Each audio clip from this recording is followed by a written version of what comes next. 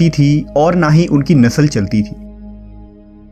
دوسری مخلوق ناری یعنی جنات تھے جو آگ سے پیدا کیے گئے ہیں، ان کی عورتیں بھی ہوتی تھیں اور ان کی نسل بھی خوب پھیلتی تھی۔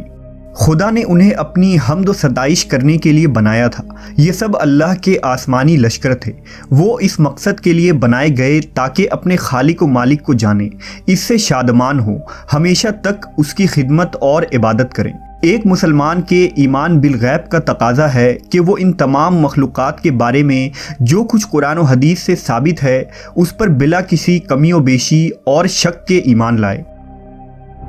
انہی مخلوق میں ایک معزز ہستی عزازیل تھا۔ عزازیل کا مطلب ہے خدا کا عزیز۔ اسے اللہ نے دہکتے ہوئے آگ کے شعلوں سے پیدا کیا تھا۔ حضرت آدم علیہ السلام کی پیدائش سے 144,000 سال پہلے سموم جنات کی پیدائش ہوئی۔ یہ جنات کا بابائے آدم تھا۔ سموم جن کو زمین پر بھیج دیا گیا، جہاں 300 سال گزرنے کے بعد زمین پر اسے اپنی نسل کی جن مخالف ملی، جس سے اس نے شادی کر لی، اور وقت گزرنے کے ساتھ کثیر تعداد میں اس کی اولادیں ہوئیں۔ ابتدا میں تو یہ قوم جنات اللہ کے فرما بردار اور اطاعت گزار تھے، لیکن بہت جلد یہ سرکش اور نافرمان ہو گئے۔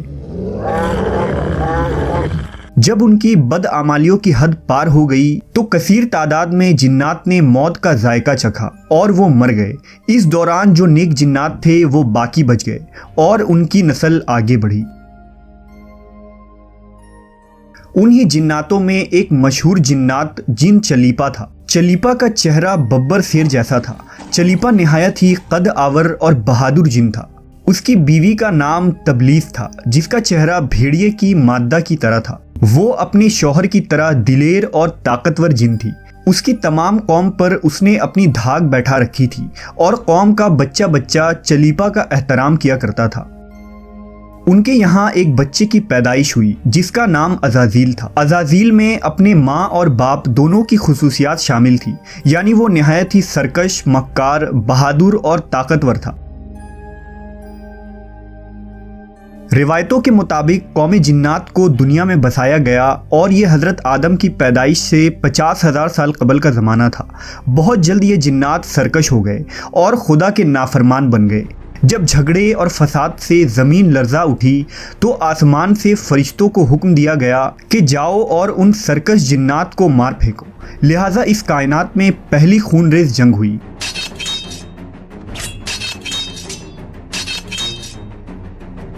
جس میں عزازیل کے ماں باپ یعنی چلیپا اور تبلیس نے بڑی بہادری سے جنگ کی، لیکن فرشتے ان پر غالب آ گئے۔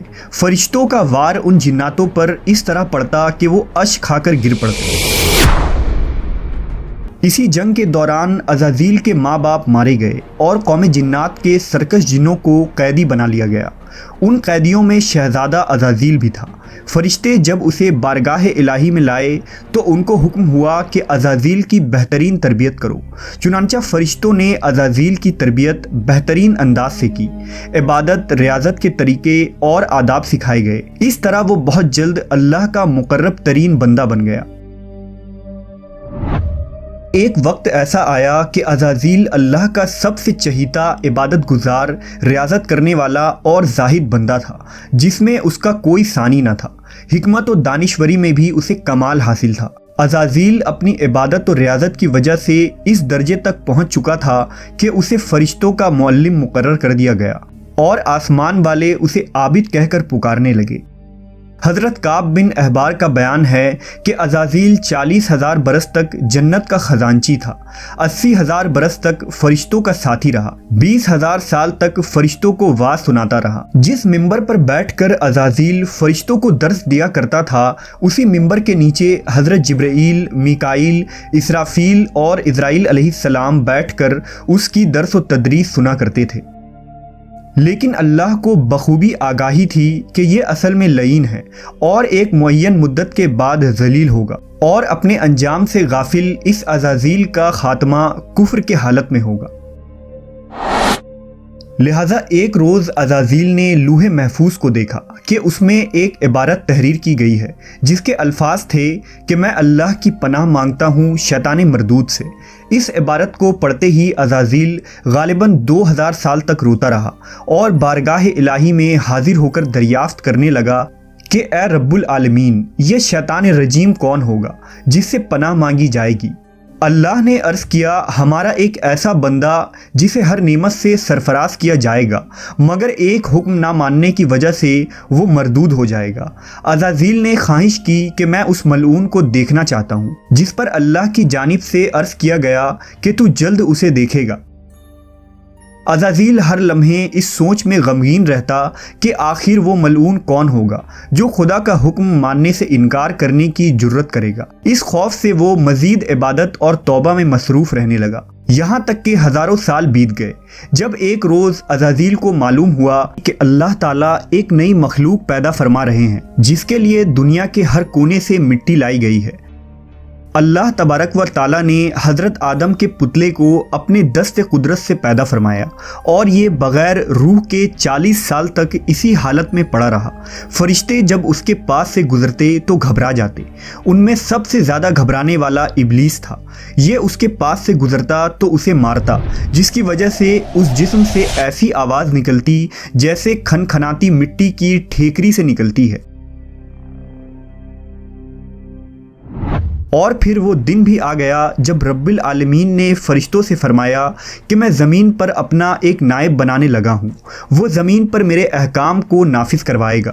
فرشتوں نے عرض کیا، اے پاک پروردگار، یہ زمین پر فساد برپا کریں گے اور یہ آپس میں خون ریزی کریں گے، جبکہ ہم تو دن رات آپ کی تسبیح کرتے رہتے ہیں اور آپ کی پاکی بیان کرتے ہیں۔ اللہ نے فرمایا، جو کچھ میں جانتا ہوں وہ تم نہیں جانتے۔ پھر اللہ نے حضرت آدم کو تمام چیزوں کے نام سکھا دیے اور انہیں فرشتوں کے سامنے پیش کرتے ہوئے فرمایا، اگر تم سچے ہو تو مجھے ان کے نام بتاؤ۔ انہوں نے کہا، تو پاک ہے، ہم تو اتنا ہی جانتے ہیں جتنا تو نے ہمیں بتایا ہے، بے شک تو بڑے علم و حکمت والا ہے۔ پھر اللہ نے فرمایا، اے آدم، ان چیزوں کے نام بتا دو۔ پھر حضرت آدم نے انہیں نام بتا دیے تو فرمایا، کیا میں نے تمہیں نہیں کہا تھا کہ میں آسمانوں اور زمین کی چھپی ہوئی چیزیں جانتا ہوں، اور جو تم ظاہر کرتے ہو اور جو تم چھپاتے ہو؟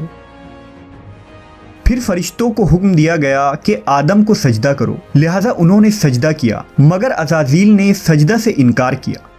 اللہ نے فرمایا، تجھے سجدہ کرنے سے کس چیز نے منع کیا جبکہ میں نے تجھے حکم دیا؟ وہ کہنے لگا، میں اس سے بہتر ہوں کہ تو نے مجھے آگ سے بنایا اور اسے مٹی سے بنایا ہے۔ میں ایسا نہیں کہ اس انسان کو سجدہ کروں جسے تو نے سڑے ہوئے کھنکھناتے گارے سے پیدا کیا ہے۔ اللہ نے فرمایا، اب تو یہاں سے نکل جا، کیونکہ تو مردود ہو چکا ہے اور قیامت تک تجھ پر میری پھٹکار ہے۔ عزازیل نے کہا، اے میرے رب، مجھے روز محشر تک کی مہلت دے دے۔ فرمایا، جا، میں نے تجھے متعین وقت کے دن تک مہلت دے دی۔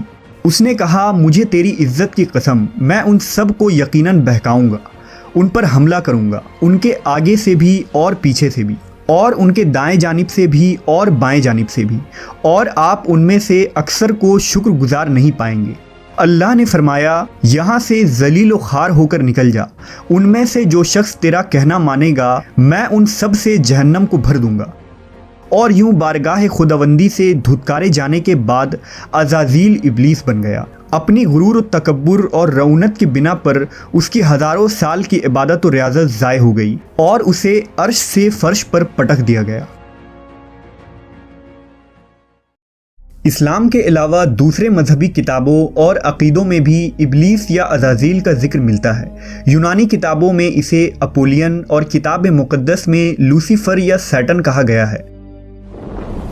زمانہ قدیم سے ہی ایک منفرد مذہب اور گروہ اس شیطان یا لوسیفر کی پوجا کرتے آ رہے ہیں، جن کا ماننا یہ ہے کہ خدا سے لوسیفر کا بغاوت کرنا بالکل درست تھا۔ وہ عزازیل کو ایک عظیم قوت قرار دے کر خدا کی مخالف میں کھڑا کرتے ہیں اور شیطان کی عبادت کرتے ہیں۔ اس مذہب کے ماننے والوں کو سیٹنسٹ کہا جاتا ہے۔ روایتوں کے مطابق ابلیس کی موت کا وقت اسرافیل کے پہلے اور دوسرے سور پھونکنے کے درمیان کا وقت ہے۔ جب اسے دی گئی مہلت پوری ہو چکی ہوگی اور وہ ذلیل و خوار ہو جائے گا۔ قرآن مجید کے مطابق روز حشر خدا کے فیصلے کے بعد ابلیس اپنے پیروکاروں سے اعلان برات کرتے ہوئے کہے گا کہ تم اپنے گناہوں کے خود ذمہ دار ہو۔ نیز وہ کہے گا کہ خدا نے تمہیں سچا وعدہ دیا تھا اور میں نے جو وعدہ تمہیں دیا تھا میں اس کی مخالفت کرتا ہوں۔ مجھے تم پر کسی قسم کا کوئی تسلط حاصل نہیں تھا سوائے اس کے کہ میں نے تمہیں بلایا اور تم نے میری پکار پر لبیک کہا۔ بس مجھے ملامت نہ کرو، اپنے آپ کو ملامت کرو۔ اب میں تمہارا فریاد رس نہیں ہوں اور نہ تم میری فریاد رس ہو سکتے ہو۔ عزازیل کا حضرت آدم علیہ السلام کو سجدے سے انکار کا جذبہ حسد تھا، جس نے اسے مجبور کیا کہ میری جگہ آدم کو کیوں مل گئی۔ یہ اس کا جذبہ تکبر اور غرور تھا کہ میں سب سے اعلیٰ ہوں۔ یہ صرف اس ایک سجدے کے انکار کی بات نہیں تھی، بات اطاعت سے سرکشی